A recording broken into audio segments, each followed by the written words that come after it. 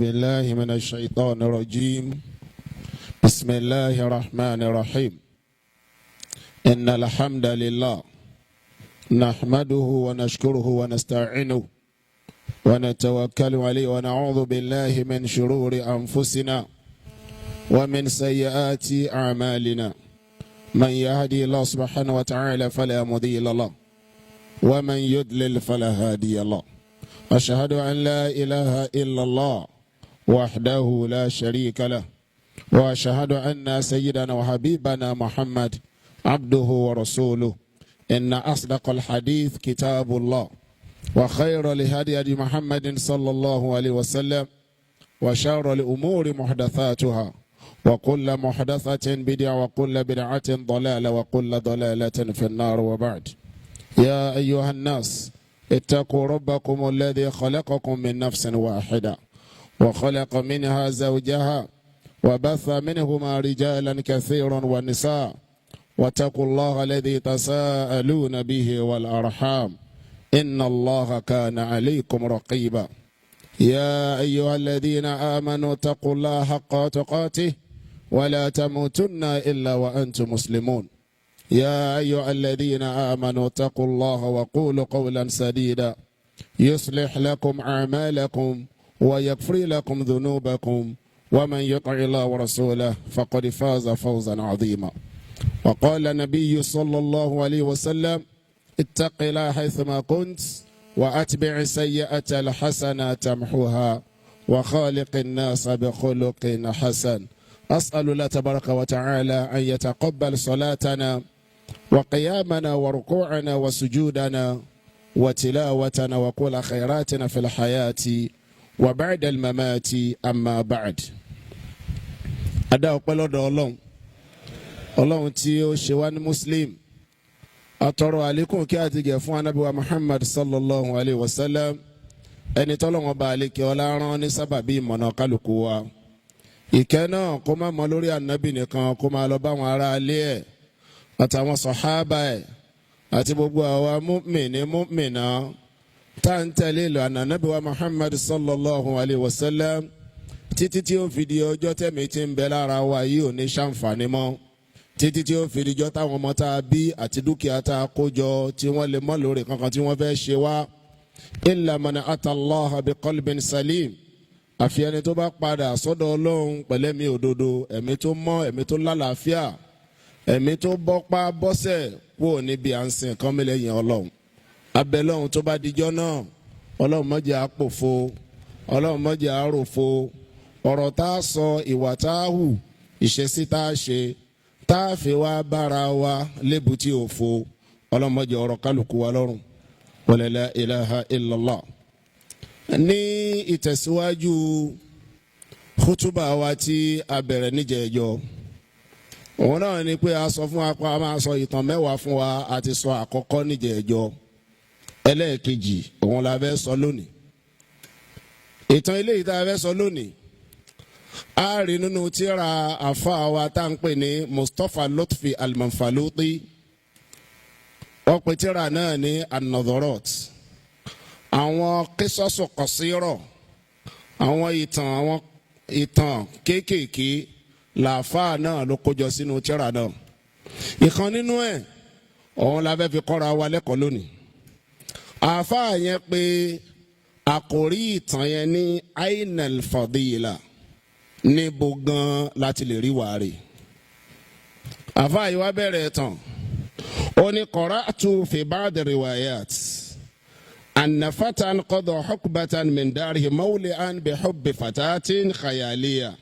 لم يرها مرة واحدة في حياته. أفاني أوقع نينو àpilẹ̀kọ àwọn ọ̀rọ̀ kan wípé ọmọkùnrin kan ń bẹ tó lo ìṣẹ̀mí tó pọ̀ níbi pé ó ń wá ọmọbìnrin tó dáa tóun ó nífẹ̀ẹ́ sí.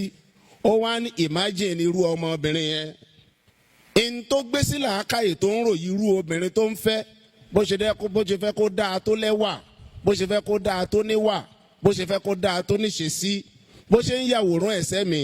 lam yaraha marratan wahida fi hayatihi kò tí ì ríru obìnrin rí irun tó yàwòrán ẹsẹ̀ mi kò tí ì ríru ẹ̀ rí wa innama takhayyala fi dhihnihi suratan allafa min shatta al-mahasin wa mutafarriqatiha fi surati al-bashar. Ó ń wò wípé irú obìnrin tó ń yàwòrán ẹsẹ̀ mi yìí ó gbọ́dọ̀ dá ní gbogbo ọ̀nà téèyàn máa fi dá, ó gbọ́dọ̀ rẹwà ní gbogbo ọ̀nà tá a fi rẹwà, gbogbo àwọn nǹkan tó dáa tá a fi ń ròyìn obìnrin la gbọ́dọ̀ bá lára ẹ̀ bó ṣe ń yàwòrán ẹsẹ̀ mi nìyẹn. falamma istaqarrat fi makhilatihi tajassamat fi aynihi fara'aha ahabbaha hubban malaka alayhi qalbuhu wa hala baynahu wa bayna nafsihi. ọmọkùnrin yìí ó padà rí wípé irú obìnrin tó ń wá yìí òun ó ṣe wàhálà gan-an kóhun tó rí wa dhahaba bihi kulla madhhab gbogbo bí téèyàn lè wá nǹkan lọ wá lọ fa anshaha yufattishu anha bayna samil ardi wa basariha. ó wá lọ gbogbo orílẹ̀ láyé ó rìn káàkiri gbogbo àgbáńlá ayé láti wá irú obìnrin tó ń fẹ́ awaman tiwalan hatta wajadaha. ó wá lọ́dún tó pọ̀ gan-an ìgbòya ọlọ́run fi ṣe kòńgẹ́ irú obìnrin tó ń wá ó sì rí fẹ́. Mustapha luther al-Manfaluti ó ní la astatihu an ukadhiba hadhihi al-qissa. ó lóun ò lè pe ìtàn yìí tóun kanu tíra yìí òun ò lè pe nírọ́ láíláí lè àní torí pé òun gangan ana dhalika al-fata bi'aynihi òun gan lọkùnrin tóun ń sọ òun gangan ní ìṣẹ̀lẹ̀ yẹn ṣẹlẹ̀ sí. ó ní torí pé la farqa bayni wa baynahu torí pé òun àtẹni tó ń wá obìnrin yẹn káàkiri yẹn ìyàtọ̀ kankan ò sí láàrin àwọn illa annahu yusamma dallatahu al-fatat. ìyàtọ̀ tó wà ń bẹ̀ ni wípé òun sọ tóun wá ní obìnrin ó sọ fún wa pé obìnrin tóun nífẹ̀ẹ́ sí lòun wá wa usamiha al-fadila ṣùgbọ́n òun sọ pé tóun wá òun ní ìjọmọlúàbí. ìyàtọ̀ tó wà láàrin àwọn nìyẹn. ó ní wa annahu fatasha anha àti wípé arákùnrin yìí ó wá ń tó ń wá yẹn ó wá obìnrin yẹn fawajadaha ó sì rí ọmọbìnrin tó fẹ́ ó rí fẹ́ wa fatashtu anha ṣùgbọ́n ìjọmọlúàbí tóun wá káàkiri tóun òun tóun o hatta ayaitu bi amriha fama wajadtu ilayha sabila. gbogbo wàhálà tóun ṣe láti wá ìjọmọlúàbí òun ò rí ìjọmọlúàbí tóun ní gbogbo ibi tóun wà lọ. pé ìyàtọ̀ tó wà láàrin àwọn méjèèjì nìyẹn. ọkùnrin yẹn ń wá obìnrin tó nífẹ̀ẹ́ sí ó wá ó sì rí. òun náà ń wá ohun tóun nífẹ̀ẹ́ sí ní ìjọmọlúàbí ìwà rẹ̀ òun wá òun ò rí. now ó wá fẹ́ bẹ̀rẹ̀ sí ṣàlàyé ibi tó wà lọ. ó ní fatashtu anil fadila ó lóun wá ìwà rẹ̀ fi hawanaitu tujar òun kọ́kọ́ wá lọ sí ọjà lọ́dọ̀ àwọn tí wọ́n ń ṣòwò. fara'aytu tajiru lisan fi aswabi bai. tóun rí ngbà tóun dọ́jà tóun fi ní kò sí èèyàn rí lọ́jà ni wípé òun rí wípé gbogbo àwọn tí wọ́n ń ta ọjà lọ́jà olè ni wọ́n kàn wọṣọ olùṣòwò ni. wajadtuhu yabi'uni bidinarayni mathamuhu dinar wahid. ó ní torí pé tó yẹ kán tà fóun ní $1 $2 ni wọ́n ń tà. ó ní àwọn ẹni yìí fa alimtu annahu sariqum li dinari thani. òun wá rí wípé ó lè lójà pẹ̀lú wípé ó fi $1 kún torí pé $1 tó yẹ kó tà yẹn náà tó bá ti tà ó jèrè lórí $1 yẹn fífi $1 kún tó fi di $2 yẹn ó lè ní pẹ̀lú pé ó fi $1 kún. walaw ukila ilayya amrul qada. ó ní tó bá ṣe wípé adájọ́ ni òun ni ma hana alayya an uaqiba lusus darahim wa okfila lusus dadanir. ó ní kò ní òun lára rárá láti fi ìyà jẹ ẹni tó gba $1 lé sí owó tó yẹ kó gbà. madama kullun minha yaslubuni mali wa takfan anha. nítorí pé ó fi ọgbọ́n àtètè ó fi ja òun lólè ni pẹ̀lú pé ó gba $1 lọ́wọ́ òun. ó ní ana la unkiru ala tajir ribaha. ó ní mi ní kẹ́ni tó ń ṣòwò má jèrè walakin unkiru alayhi an yatanawwala minhu akthara min al-jazaa'i alladhi yastahiqu ntí òun bá fa wàhálà sí ni wípé ó ṣe lè gba ntí ò lẹ́tọ̀ọ́ sí lọ́wọ́ òun ó ní ntòun wá rí ń bẹ̀ òun ni pé wa kullu ma a'rifu min al-farq bayna halalil mali wa haramu ntòun rí ń bẹ̀ ni wípé ìyàtọ̀ tí ń bẹ láàrin ẹni tí ó ń jẹ owó halal àtẹni tó ń jẹ owó haram òun ni pé annala awwal badalul jid wal amal ẹni tó ń tajà lọ́jà tí ò tajú iye tó yẹ kó ta lọ òun tiẹ̀ ó ń ṣe wàhálà kó tó rówó wàsáàní ẹlẹ́ẹ̀kejì ìyẹn ẹni tó ń lu jìbìtì lórí ọjà tó ń tà ó lóun tiẹ̀ badalul gish wal kadhib òun fi ẹ̀tàn jẹ àti rọ́ òfin tajà ibi àkọ́kọ́ tí Mustapha Lutfi Al-Manfaluti tó wá ọmọlúwàbí lọ nìyẹn ó wá lọ sọ́dọ̀ ẹ̀yin tẹ́ ń ṣòwò ó sì sọ pé òun ò rí ń bẹ̀ bàbá wo eléyìí ẹ̀kọ́ wo ló wà ń bẹ̀ fún wa ẹ̀kọ́ tó wà ń bẹ̀ fún wa òun ni wípé lọ́dọ̀ àwọn tí wọ́n ń ta ọjà al-ghish ká ṣàbòsí ara ẹni wal-kadhib ká parọ́ fúnra ẹni ó pọ̀ láàrin jà ẹ wá jẹ́ àwò ṣẹ́rí Mustapha Lutfi Al-Manfaluti tó ń kọ ìtàn yìí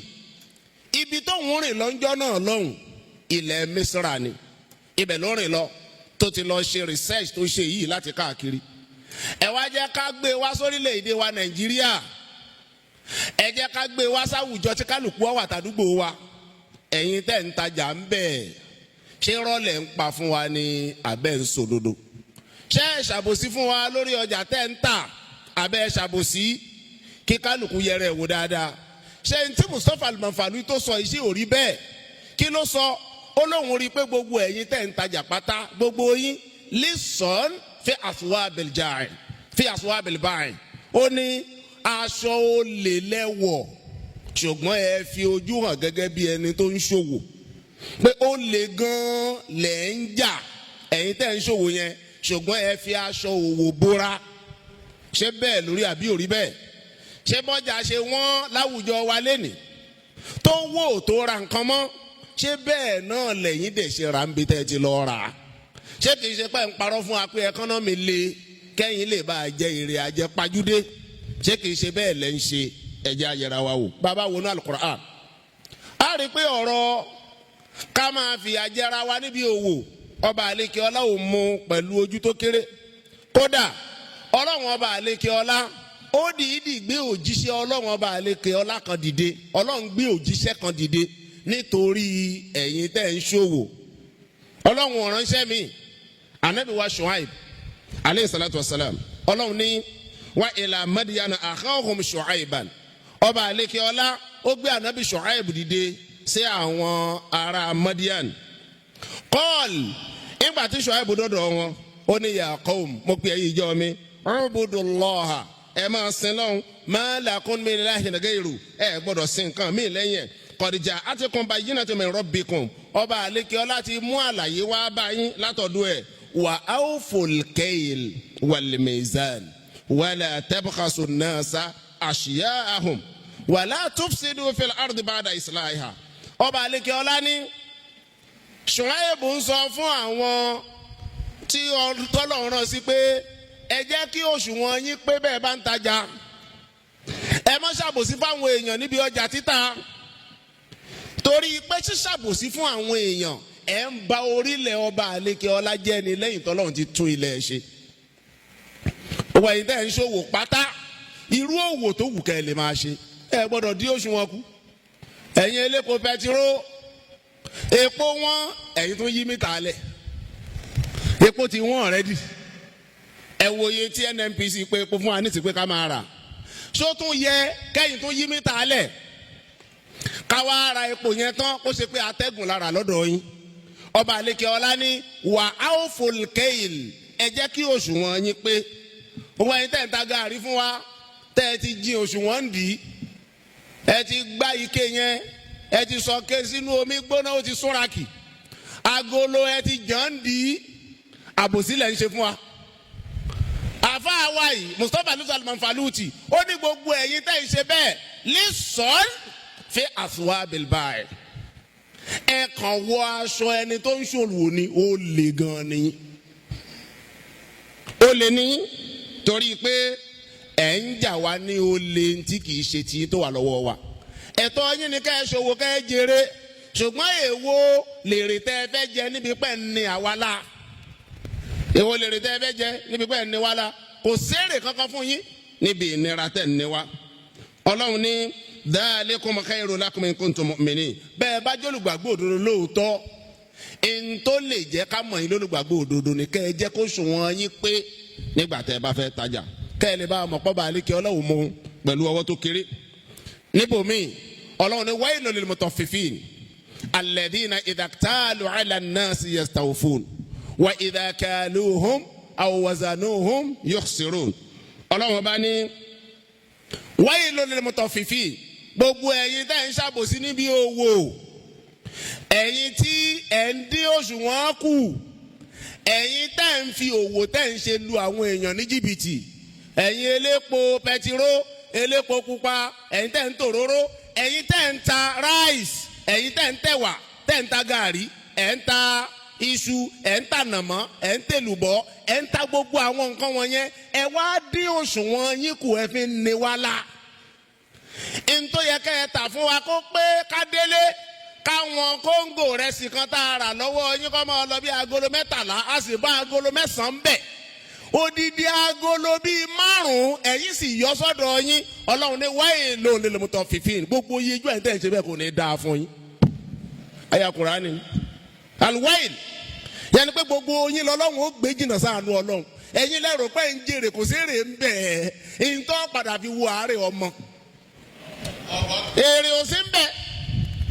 ntọ́lá ń wí nìyẹn wailun lil mutaffifin gbogbo ń tó rò pé o jẹ lérè tó o délé lálẹ́ tó o pé mo jèrè lénìí látara pé o dín òṣùwọ̀n kù ọlọ́run ní wailun lil mutaffifin ìgbéjìnà sáànù ọlọ́run kó máa bá gbogbo ẹni tó ṣe bẹ́ẹ̀ alladhina idha iktalu ala nnasi yastawfun ìwọ tó ṣe pé ìgbà tí wọn náà lọ rà ń bi tó o ti rà wọ́n tà fún ó pè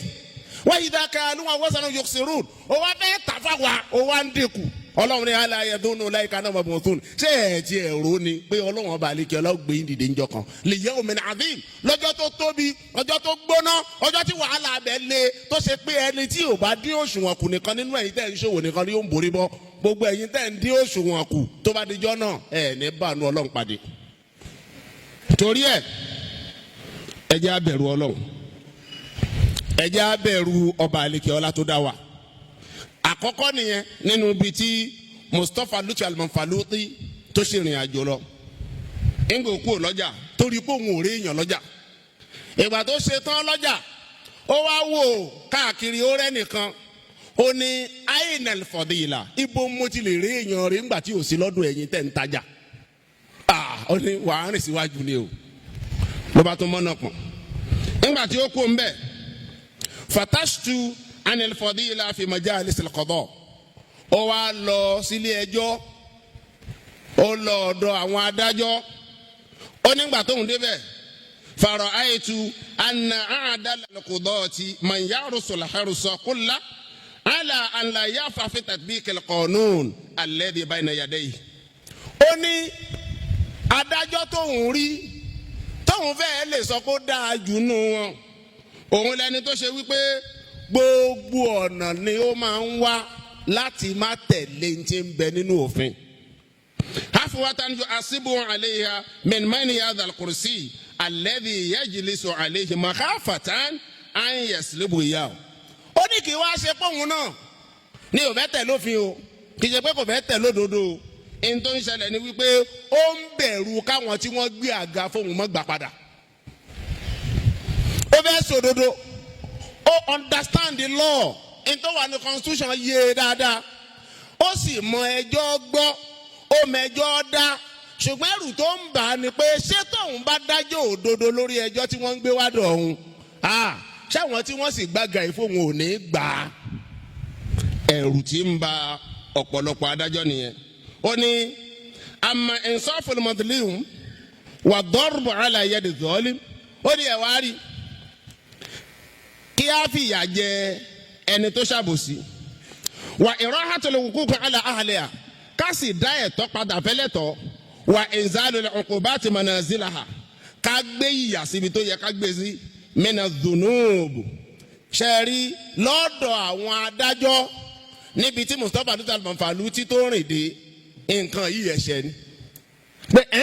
ká fi ìyà jẹ ẹni tó ṣẹ̀ ká gbẹ̀tọ̀ fẹ́lẹ́tọ̀ ká gbé àre fáláre ká gbé ẹ̀bi fẹ́lẹ́bi lọ́dọ̀ àwọn adájọ́ ẹ̀ṣẹ̀ gan làwọn ka ìyẹn kún kí sì ló fà á tí wọ́n fi kà á bẹ́ṣẹ̀ wọ́n ń bẹ̀rù káwọn tí wọ́n fún wọn lága kí wọ́n má gbà á lọ́wọ́ àwọn. ó ní àwọn ọ̀rọ̀ yìí ó lọ bẹ́ẹ̀ bọ́ọ̀rọ̀ ilé ẹjọ́ bó ṣe rí nìyẹn ìntọ́ wa ń bẹ ilé ẹjọ́ tí Mustapha Duterte Manfalu tó sọ ni wípé wàdánà bàárẹ a wà bá rọ àlìjáàní wọn á wá fi ìyà jẹ ẹni tí ó ṣẹ̀ adájọ́ sì mọ̀ wọn á sì dá ẹni tó ṣẹ̀ ẹ́ lẹ̀ pé kó máa lọ lálàáfíà ara ó ní tó pọ̀ nílé ẹjọ́ níbi tó ń rìn dé nìyẹn. now bọ́rọ̀ bá rí bẹ́ẹ̀ ẹ wá jẹ́ káwa náà wò ẹni tó ń ṣẹlẹ̀ ní Mísírà ńjọ́ náà lọ́hùn ni Mustapha Duterte Manfalu tí ló ń sọ yìí ó ẹ jẹ́ káwa náà gbé wáṣáwùjọ wa ǹjẹ́ ó rí bẹ́ẹ̀ àbí kò rí bẹ́ẹ̀. sọ̀rọ̀ ìdájọ́ nísìn ṣé kò ti di highest bidder pé ẹni tó bá lówó jù tó lè ra ẹjọ́ ṣáwọn kọ́ nílé ẹjọ́ máa ń dá láre ṣé gbajúmọ̀ kọ́ ló máa ń ráre gbà ṣó lówó kọ́ ló máa ń ráre gbà ṣó nípò kọ́ ló máa ń ráre gbà ṣaláṣẹ kọ́ ló máa ń ráre gbà ṣé mẹ̀kúnnù lè lọ lé ẹjọ́ kó sì rí àre gbà ń bẹ̀ ẹ wá jẹ́ agbọ̀ntọ́ bá àlekè ọláwínú Al-Qur'an. Ọlọ́run ní ya Dáúd Ọlọ́run pé anabi Dáúd torí pé gbogbo àwọn táwọn wí kò sí ntọ́ba àlekè ọlá fojú kékeré wò ń bẹ̀ nítorí nǹkan kọ̀ọ̀kan yẹn Ọlọ́run á dẹ̀ gbé àwọn ànábì Ọlọ́run bá àlekè Ọlọ́run á gbé wọn dìde ẹ wo Ṣuaib Ọlọ́run gbé òun dìde nítorí kó kàn wá kìlọ̀ fẹ́yìn tẹ́ ń ṣòwò pé kẹ́jẹ́ kí àwọn tí ẹ̀ ń tà tẹ́ ń rà kẹ́ ẹ ṣòdodo pẹ̀lú ẹ̀ kẹ́ ẹ ṣe déédéé ẹ wọ̀rọ̀ dájọ́ yìí náà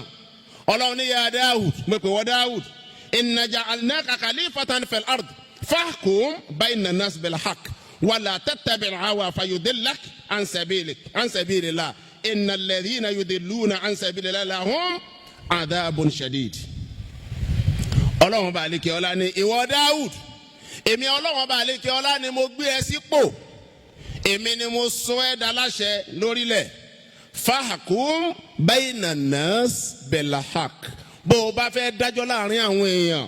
dájọ́ pẹ̀lú òdodo wala tattabi'il hawa má fi ìfẹ́ inú ẹ dájọ́ o má consider selfish interest tiẹ̀ kó o fi dájọ́ o ìdájọ́ òdodo ni kó o máa dá fayudillaka an sabilillah tó o bá fi lè lo ìfẹ́ inú tó o tẹ̀ lófin tó o tẹ̀lé àkọọ́lẹ̀ tí ń bẹ lọ́wọ́ ẹ láti fi dájọ́ wàá sọnù innal ladhina yudilluna an sabili gbogbo àwọn tí wọ́n bá sì ti sọnù kúrò lójú Ọlọ́run lọ́wọ́ balẹ̀kẹ́ ọlá lahum adhabun shadid gbogbo wọn pátá ni wọ́n jìyà wájú Ọlọ́run. torí bẹ́ẹ̀ gbogbo ìgbà tá a bá ti wà ní ipò pé ká dájọ́ láàrin àwọn èèyàn fahkum bayna nas bil haqqi ẹ̀jẹ̀ adájọ́ pẹ̀lú òdodo ẹ̀jẹ̀ wà dísì ànábì wa Muhammad sallallahu alaihi wa sallam ó ní al-qudatu thalatha ó láwọn adájọ́ mẹ́ta ni wọ́n ń bẹ wahid fil janna ìkan nínú àwọn adájọ́ mẹ́tẹ̀ẹ̀ta ni wọ́n wọ àlìjánná wasnan fin nar méjì nínú àwọn adájọ́ ni wọ́n wọ̀ náà gbogbo ẹ̀yin tẹ́ ń dájọ́ àbẹ́yìn tẹ́ wà nípò kẹ́ ẹ dá àwọn èèyàn lẹ́bi tàbí láre gbọ́ àwọn adájọ́ mẹ́tẹ̀ẹ̀ta yìí kò wo ibi tí wọ́n fẹ́ bìlọ́ǹgì sí ń bẹ̀ ẹ rí Ànábì ní fa amma alladhi fil janna eléyìí tí ó wà àlìjánná nínú àwọn adájọ́ fa rajulun arafa al-haqq òun lẹni tó wádìí òdodo dáadáa faqada bihi ó sì fòdodo dájọ́ wa rajulun ẹlẹ́ẹ̀kejì eléyìí tó ṣe wípé òun ò ní wọ àlùjànnà òun ládájọ́ tó ṣe pé arafa al-haqq òun náà dá òdodo mọ̀ bíi tàkọ́kọ́ fajara fil hukm ṣùgbọ́n ó ṣàbòsí nígbà tó fẹ́ gbé ìdájọ́ kalẹ̀ fahuwa fin nar irú adájọ́ bẹ́ẹ̀ yóò wọná wa rajulun ẹlẹ́kẹ̀ẹ́ta òun ni qada linnasi ala jahlin fahuwa fin nar òun ládájọ́ tóun fi àìmọ̀kan dájọ́ òun ò tiẹ̀ mẹ́ni tó jẹ̀bi kò mẹ́ni tó jàre ìdájọ́ dàrú mọ́ lọ́wọ́ ó wá fi àìmọ̀kan dájọ́ fahuwa fin nar irú adájọ́ bẹ́ẹ̀ náà wọ̀ náà àwọn adájọ́ mẹ́tẹ̀ẹ̀ta náà mọ̀ júwe fún wa nìyẹn gbogbo ẹ̀yin tẹ́ wà nípò pẹ́ ń dájọ́ ibo lẹ́yìn bìlọ́ǹgì sí nínú mẹ́tẹ̀ẹ̀ta ẹ wá wo nǹkan Ànábì wa Muhammad sallallahu alaihi wasallam ó ń ṣe Ọlọ́run ní innal muqsitin inda Allah ala manabir min nur an yamin rahman azza wa jal wa kilta yadayhi yamin Ànábì ní gbogbo àwọn tí wọ́n bá ń dájọ́ òdodo láyé àwọn tó ṣe wípé òdodo làwọn fi máa ń dájọ́ tí wọ́n bá dọ̀dọ̀ Ọlọ́run ní Ànábì ní Ọlọ́run bá lékè ọlá máa gbé wọn sórí mímbàrí ìmọ́lẹ̀ tó bá dàlí kí á mọ Ọlọ́run máa pèsè àwọn mọ̀nàbírì kan kalẹ̀ àwọn mímbàrí irú àwọn mímbàrí báyìí tó ṣe wípé àwọn adájọ́ òdodo Ọlọ́run ó kó bẹ̀ gbogbo àwa tó kù wọ́n máa wá wò wọ́n lókè pé àwọn wo ni wọ́n wà lókè tẹ́ ń wò yìí àwọn wo làwọn jókòó lókè tí wọ́n máa bá wa tó kù dààmú yìí Ànábì sàlá sọ wípé àwọn yẹn àwọn làwọn tí wọ́n ń dájọ́ òdodo ńgbà tí wọ́n ń bẹ láyé àdìsí yẹn tẹ̀síwájú Ànábì ní tó bá tún dúró dé àlìkíyámà wọ́n máa wà ní yẹmínì rahman wọ́n á wà ní ọwọ́ ọ̀tún Ọlọ́run ẹ wá wo nǹkan ọwọ́ ọ̀tún Ọlọ́run ibẹ̀ làwọn máa tò sí kí sì ló fà á tọrọ wọn fi rí bẹ́ẹ̀ alladhina ya'diluna fi hukmihi òun làwọn tó ṣe pé ńgbà tí wọ́n ń gbé ìdájọ́ kalẹ̀ wọ́n ń gbé ìdájọ́ kalẹ̀ pẹ̀lú déédéé pẹ̀lú dáadáa pẹ̀lú òdodo ntọ́lọ́run fi san wọn lẹ́san lálùkìyámọ̀ ni pé wọ́n á wà ní orí òkè ńlá tó ga jù tàwọn tó kù lọ gbogbo ẹ̀yin adájọ́ ẹ máa gbọ́ o Ọlọ́run wá ní alayhisallahu bi ahkamil hakimin ẹ má gbàgbé o gbogbo tó wù kẹ́ ẹ dá láyé Ọlọ́run ó tún dá tó bá dàlùkìyámọ̀ Ọlọ́run ṣẹ́ẹ̀rí ńgbà tí Mustapha ló sàtìmọ̀ falùtì tó wo gbogbo ilé ẹjọ́ tó rí pé ntòhún bá ń bẹ̀ ni ó tó wá béèrè lọ́wọ́ ọ̀kan náà àwọn tí wọ́n ń bẹ ilé ẹjọ́ pé ntí mo wá wá bí mi rí o ó wá bi léèrè kí ló tiẹ̀ wá wá tẹ́lẹ̀ tó fi dúró látẹ̀ nǹkan ó ní ana ufatishu anil fadila ó ní ìwà rẹ ni mò ń wá nígbà mo sì dé bílísì mi ra ìwà rẹ ló wá wá ní ẹjọ́ lọ́dọ̀ àwọn adájọ́ yìí ó ti rí tán ìwà rẹ kọ́ ọ̀rọ̀ rẹ ni bá tiẹ̀ lọ wà lọ bòmí ó lóun bá tún kú ń bẹ̀ ó nígbà tó ń kú ń bẹ̀ fatashtu anil fadila fi qusuril agniya òun wá lọ sílé àwọn olówó ńláńlá pé olówó gbọ́dọ̀ jẹ́ ní ire ẹni tó lọ́rùn rọ̀ lọ́rọ̀ ó gbọ́dọ̀ jẹ́ ní ire ó nígbà tó ń dé ọ̀dọ̀ olówó fara'aytul ganiya imma shahihan aw mutlafan ó ní gbogbo ilé olówó tó ń rìn dé láyé ìran olówó méjì lòún bá àkọ́kọ́ òun ni shahih ahun tí ò fẹ́ ná tọwọ́ ẹ̀ ó lówó lóòótọ́ ṣùgbọ́n kò fẹ́ fi dun ẹlòmíín nú àkọ́kọ́ nìyẹn aw mutlafan àbí ẹni tó ṣe pé òun ní ó wá ná nínú àpà ó ní ìran èèyàn méjì tó ń rí nìyẹn ìgbà tí ó fẹ́ ṣàlàyé ẹ̀ síwájú oníṣẹ́ rí alákọ̀ọ́kọ́ ìyẹn òun èyí tó jí ahun yẹn nígbà tó fẹ́ describe ẹ̀ ó ní falaw kana jaran li bayti Fatima radiyallahu ta'ala anha wa yasma'u fi jawfi layli aninaha wa anina waladayha min ajum mamada asbahayi ila udhnayhi ẹ wo nǹkan ó ní ahun yẹn níbi tó ní ahun dé táwọn olówó yẹn láhun dé òun wá rí wípé kódà kó ṣe pé Fatima ọmọ ànábì tó ṣe pé òun nìkan lọmọ tànábì fi ilé ayé lọ nígbà tànábì fẹ́ lọ ó níbi tí wọ́n ní ahun dé tí Fatima bá ń gbé ní ẹ̀gbẹ́ ilé àwọn olówó tóun bá pàdé yìí tó wá dòru tí Fatima ń sunkún pé ebi ń pa mí o àwọn ọmọ Fatima méjèèjì Hasan àti Hussein àwọn náà ń sunkún pé ebi ń pa mí o báriwo yẹn bá ń pọ̀ àwọn olówó tóun dọ́dọ̀ wọn wá sì ti ọwọ́ betí pé ariwo yìí ti pọ̀jù ẹjẹ́ àrùn sùn níbi tí wọ́n ní ahun dé ó ní àkọ́kọ́ ọrú olówó tóun bá pàdé nìyẹn wọ́n láhùn ó lẹ́lẹ́ẹ̀kejì èèyàn èyí tó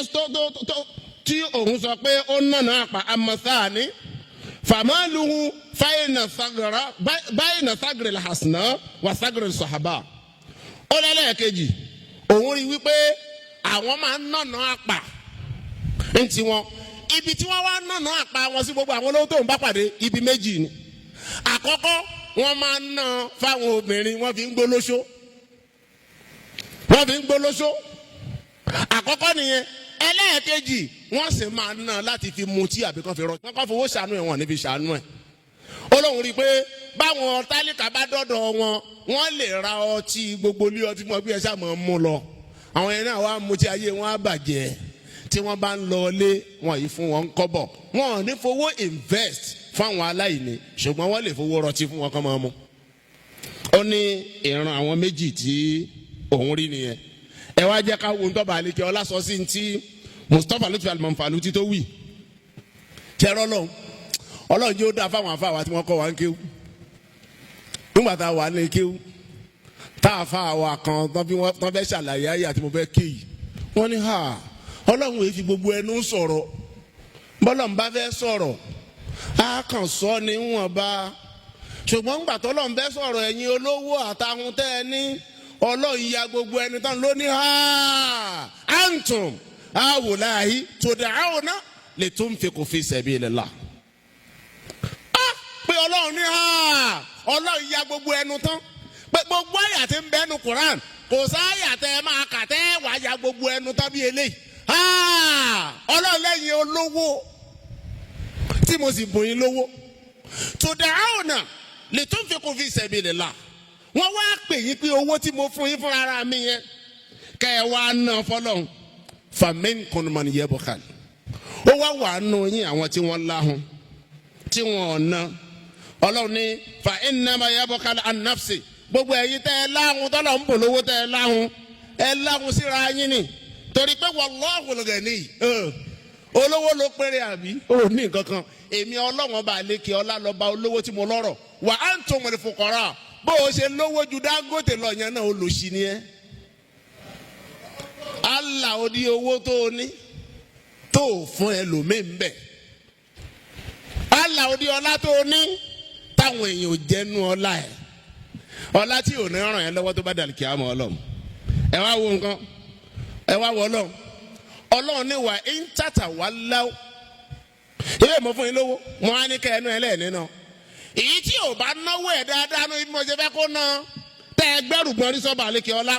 yastabdil qawman ghayrakum máa gba owó yẹn lọ́wọ́ yín máa gbé fáwọn míì thumma la yakuna musalakum ayé àgbàgbé pé ẹ lọ́lá rí torí pé àwọn tí mo ṣẹ̀ṣẹ̀ fún yẹn àwọn ò ní ṣe bíi tí wọ́n ṣe dáadáa. wọ́n ṣe dáadáa ẹ̀yin tẹ́ ẹ lówó tẹ́ ẹ lọ́lá kówó má bàa dìtàn kọ́lá má bàa dìtàn àánú ni kẹ́ ẹ fi ṣe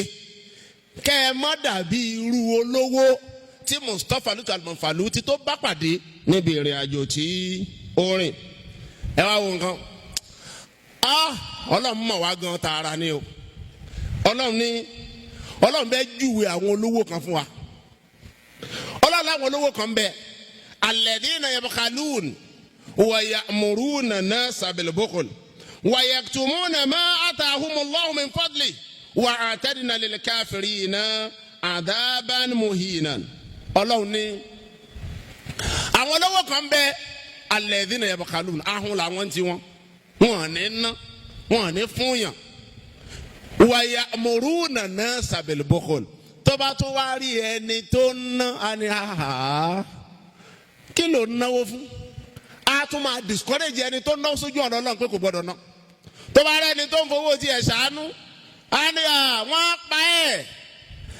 pa ẹ̀ má dára ẹ̀ láàmú àwọn èèyàn yìí burú fara ẹ̀ pamọ́ má ṣàánú èèyàn òun á tún máa discourage olówó ẹgbẹ́ tó náwó òun sì ní kò lè fún yàn. ẹ wá wọ Ọlọ́run ní wa yaktumuna ma atahumullahu min fadli ọlá tọ́lọ̀ ń da ó wá fi pamọ́ ó fi ọlá yẹn pamọ́ kò fẹ́ káwọn èèyàn mọ̀ pọ́lọ́ ń dòun lọ́la ó wá ń lògbèsè ayé olóṣì ó ń ranú ọwọ́ rẹ̀ á wá gbé gàrí síta gbangba yóò máa mú gàrí yóò máa fẹ́ pamọ́ àní ẹkú kàlẹ́ alájà ni ẹ̀kọ́ lọ́ọ́ ń ṣàánú ìlú ilé. Meanwhile multi-billionaire ni kò fẹ́ káwọn èèyàn mọ̀ pọ́lọ́ ń dáhùn lọ́la. Àwa wọ aṣọ bí ìgbà tí ò lówó. A sọ̀rọ̀ bí olòṣì. Meanwhile ọba àlekè ọlá dá lọ́la. Gbogbo orú ẹ̀yin tẹ́ ẹ rí bẹ́ẹ̀ tẹ́ ẹ ń fọlá tọ́lọ́run bá àlekè ọlá dá yẹn pamọ́ tẹ́ fi ṣàánú ẹlòmíì ẹ wo tọ́lọ́ ń sọ wà a'tadna lil kafirina adhaban muhinan. Ọlọ́run ti palẹ̀ mọ́ ìyà kan kalẹ̀ fún yín, ìyà tí máa sọ ní dẹni ìyẹpẹrẹ báwọn èèyàn ń pọ́n ilé láyé ẹ yẹpẹrẹ níwájú Ọlọ́run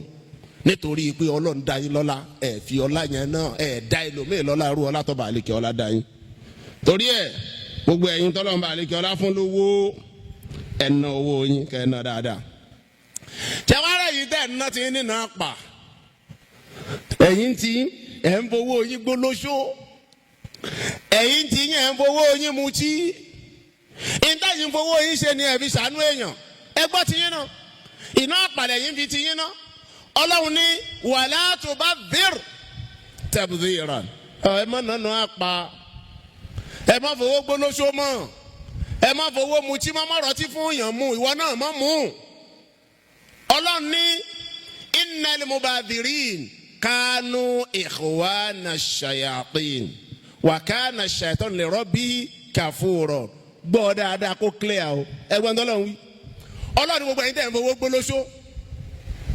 gbogbo ẹ̀yin tẹ́ ń fowó mutí tẹ́ ń mú tẹ́ tó rà fún èèyàn mu ọba àlekè ọlá sọ wípé àbúrò èṣù nìyí. Àbúrò èṣù yes ikhwan ó lè jẹ́gun èṣù bẹ́ẹ̀ reason tí òfin lè jẹ́gun èṣù ni pé èṣù láti jù ẹ lọ ó ti dáyé ti pẹ́ sọ àbúrò èṣù ló máa jẹ́ ò lè jẹ́gun ẹ̀. Ọlọ́run ní innal mubadhirin gbogbo ẹ̀yin tẹ́ ń nánà àpà tẹ́ ń fowó gbólóṣó tẹ́ ń fowó mutí wọ̀nyẹn kanu ikhwana shayatin ìyá kan náà bàbá kan náà ló bí ẹ̀yin àtàṣetáni àbílẹ̀ èṣù nìyí wa kana ash-shaytanu li rabbihi kafuran ẹni tán sì bí yín lé yìí kèfèrí ni ibi tí ń lọ nìwọ náà lọ tó bá dàlùkì àmọ́ lọ. Torí ẹ jẹ́ àkú òǹbẹ ẹ̀yin tẹ́ ń náwó ẹ máa kú oríire ẹ̀yin tẹ́ ẹ̀ ná ẹ kú òfò tẹ́ ń pàdánù ẹ lójoojúmọ́. Nínú àdìsí ànábì tó lálàáfíà ànábì ní lójoojúmọ́ ọba àlekè ọlá máa ń sọ màláìkà méjì kalẹ̀ ìkan ọmọ sọ pé yóò da fẹ́ni tí ń náwó ìkejì ọmọ ní kò ní da fẹ́ni tó ní tí ọ̀nà. ẹ wo nǹkan ojoojúmọ́ ni Ọlọ́run ti dáhùn màláìkà méjèèjì tó ní ìbára ní ìsìn pé Allahumma a'ti munfiqan khalafan gbogbo ẹni tó bá ní owó tó ná Ọlọ́run jẹ́ ká túbọ̀ tán wọ́n dá káyé wọ́n dá kálíkì àmọ́ dá jójúmọ́ làwọn màláìkà ń sọ bẹ́ẹ̀ fún gbogbo àwọn tí wọ́n náwó. Àwọn tí wọn ò sì ná wàá ti mumsikan talafan gbogbo ẹ̀yin tẹ́ ẹ ní tẹ́ ẹ ná wọn ọ̀sà wa tá a ní àwa bọ́ ń bí èpè màláìka o wọn ọ̀sà tàwa tá a ní o èmi ò fọ́ọ̀lù sí kátígórì àwọn tán ní kátígórì àwọn tí wọn ò ní lèmi wà ṣùgbọ́n gbogbo ẹ̀yin yòókù tẹ́ ẹ ní tọ́lá sì mọ̀ gbogbo ẹ̀yin tẹ́ ẹ ní tẹ́ ẹ ń fara pamọ́ ẹ̀yin olówó tẹ́ ẹ máa ń tẹ́ ẹ náwó yẹn máa kú oríire ẹ wá dúró àdúrà tí wọ́n ń gbà no ó ní láti ṣàdúrà fẹ́ni tó fún ẹ lówó bó bá wù ẹ má ṣàdúrà fún wàhálà tiẹ̀ nìyẹn dóò ọba àlekè ọlá ní ká ṣàdúrà fún wọn o khudh min sadaqatikum abẹ́ẹ̀kọ́ khudh min amwalihim sadaqatan tutahhiruhum wa tuzakkihim biha wa salli alayhim inna salataka sakanun lahum. Ọba àlekè ọlá ní ẹgbowó lọ́wọ́ àwọn olówó ẹgbà sàárà lọ́wọ́ wọn ẹgbà sàká lọ́wọ́ wọn bẹ́ẹ̀ bá gbà tán salli alayhim ẹ ṣàdúrà fún wọn inna salataka sakanun lahum àdúrà tẹ bá ṣe fáwọn olówó yẹn ìfọ̀kànbalẹ̀ ni ó jẹ́ fún wọn oríire ni ó jẹ́ fún wọn ládùúrà tí àwa tá a jẹ́ tálíkà bá ṣe fólówó gbà wọ́n bá dùn àánú tán. ẹ wá wò sórí tí wọ́n bá wá níwò ní ṣàdúrà fún wọn pírọ́blẹ́mù tiẹ̀ nìyẹn àwọn màláíkà ń ṣàdúrà fún wọn lójoojúmọ́ kí làdúrà àwọn màláíkà Allahumma a'ti munfiqan khalafan gbogbo àwọn tí wọ́n lówó tí wọ́n sì ń náwó wọn tí wọ́n fi ń ṣe dáadáa ọlọ́ọ̀jẹ́ ọmọ dáa fún wọn kátùnbọ̀tán wọn dáa kóríire bá wọn lójoojúmọ́ ni wọ́n ń gbàdúrà yẹn ìwọ tó wá ní tòun náà ọlọ́ọ̀jẹ́ ó dáa fún àwọn àtọ́kọ́ wa ń kéwù wọ́n ní wà á ti mumsikan talafan gbogbo ẹ̀yin tẹ́ ẹ ní tẹ́ ẹ náà ẹ padà tálákà ni ẹ padà tálákà ni ẹ̀yin náà padà tọrọ jẹ tọ́lọ́wọ́ wà fún àwa ẹ padà wà tọrọ lọ́wọ́ wa àwọn wa ní ṣe bíi ti ìjọ abá lówó ẹ wá wò ẹlòmíì ọwọ́ àwọn pé njọ́ tí n bá di multi-billionaire ni màá ọmọ náà rárá 10,000 tó níyẹn náà ṣe é bùn yàn bẹ́ẹ̀ 2,000 tó níyẹn náà ṣe é fún yàn ní 500 naira ó lè fún yàn 200 wọ́n fún yàn múrí márùn kó o bùn yàn wàásù ọlọ́mọ bó o ṣe tó ní kálukú yín wá mọ́sálásí sí wọ́n òkú tó gbé kíní déwájú yín ó mọye tí ń bẹ lápò ẹ̀ ìwọ náà mọye tó mú ó sì bẹ̀rù Ọlọ́run. Àwọn bàbá tí wọ́n máa ń ka owó ń bì mo kí yín ẹ kú iṣẹ́ wọ́n bá jókòó ń bì wọn ò sì ní lọ léda aago 5 kí wàá lẹ̀ ń kà wàásù owó ọlọ́ra 20 naira 5 naira lẹ́wàá dájọ́ sínú kíní bá mú àwọn bàbá oníbàbá wọn ò ní lọ lébọ̀rọ̀ tí 1,000 sì wà lápò ẹ̀ tó o dẹ̀lẹ̀ afford 5,000 naira kó o fúnlé Ọlọ́run tó o bá fúnlé Ọlọ́run 10,000 o ka oṣù o wá dìídì mú 200 naira sí àpò gbáàyà bẹ̀rù Ọlọ́run má fi 200 naira lẹ̀ lónìí o ọmọ kan àbùkù àfẹ́ni tó bá ṣe pé n tó nínú ẹni bá ní wàásù náà fi ilẹ̀ o ṣùgbọ́n ìwọ gbogbo ẹ̀yin tẹ́ wà ń sáfù wájú sáfù kejì ìkẹta ìkẹrin ìkẹwàá tó fi dẹ́yìn yẹn tí mo mọ̀ ẹ̀yin tẹ́yìn náà mọ̀ mí ìwọ 500 naira lẹ̀ ó rí ẹ máa ṣọ́ wọn ò ní sọ yé o ní tí kálukú bá ní lágbára ni kò ṣe o ọlọ́kọ́ mọ́ ṣàdúró tì wá ibi tí à ń lọ ńbẹ̀ ni pé gbogbo ọlá tọ́lọ̀ ń bá dá wa ẹ jẹ́ a fi ṣàánú ẹlòmíì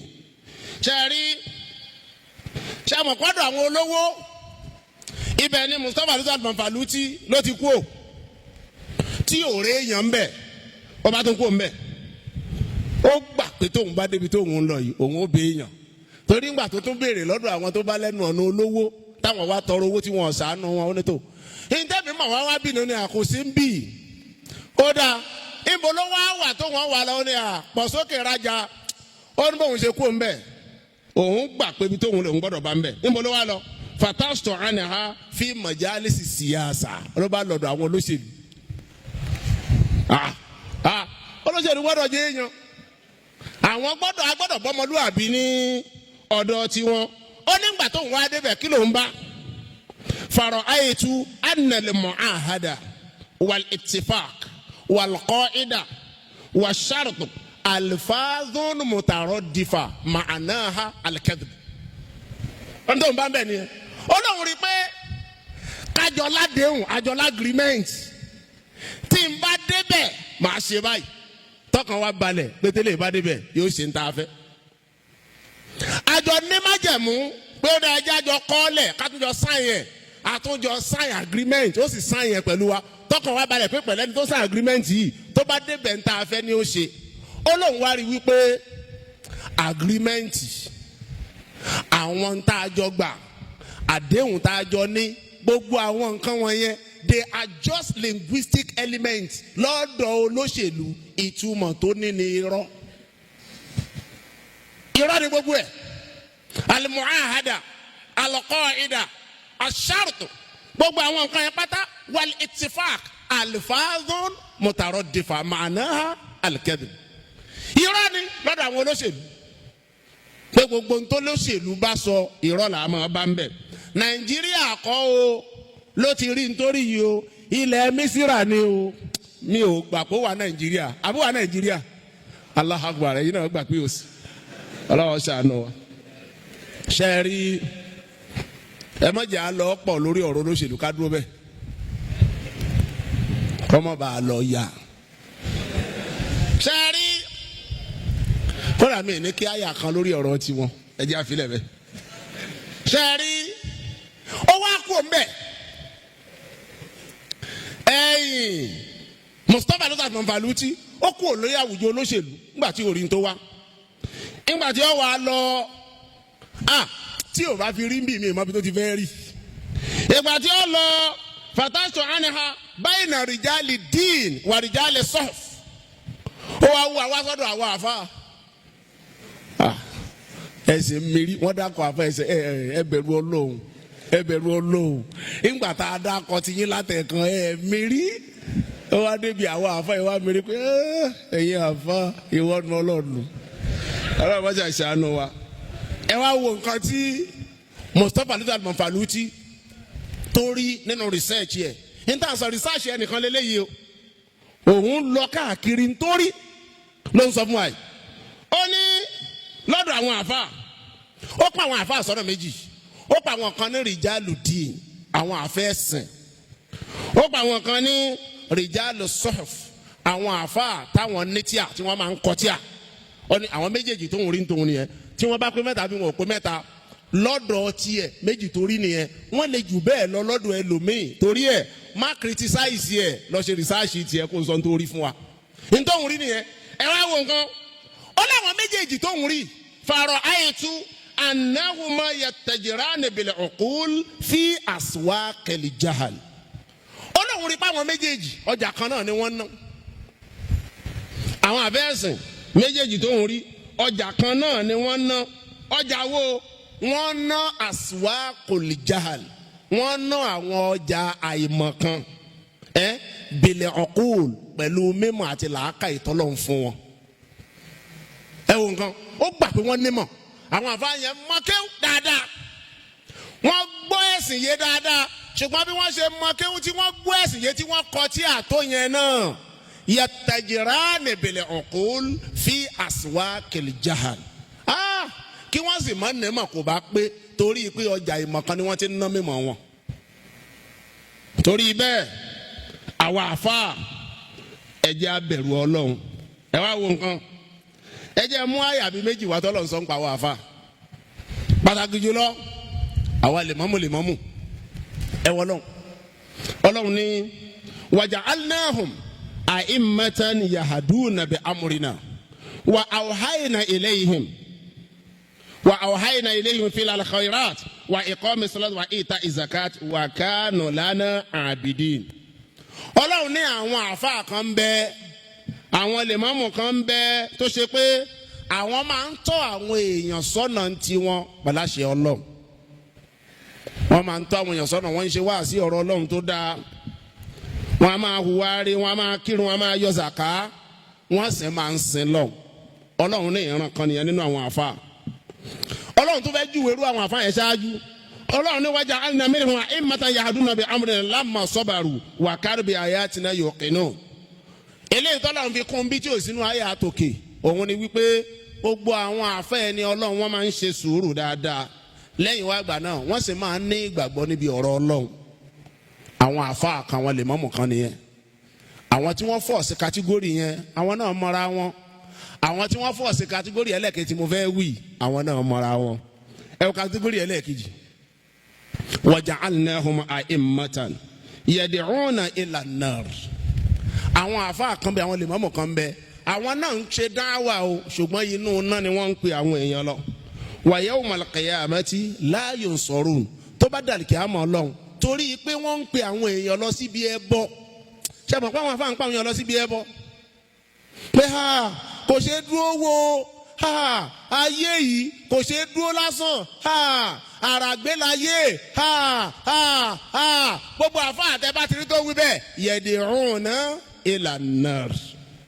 ó ń pe àwọn èèyàn lọ sínú náà ni kò dá wọn padà sọ́dọ̀